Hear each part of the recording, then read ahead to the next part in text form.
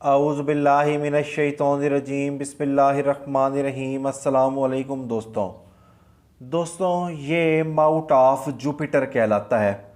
Mouth of Jupiter का ताल्लुक़ हमारी शख्सियत के साथ होता है।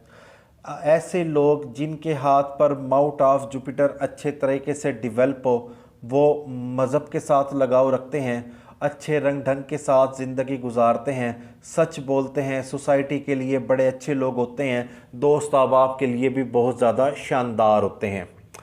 अगर माउट ऑफ जुपिटर के ऊपर इस तरह का रिंग दिखाई दे तो ये रिंग ऑफ सुलेमान कहलाता है। रिंग ऑफ सुलेमान का ताल्लुक़ हमारी शख्सियत के साथ होता है।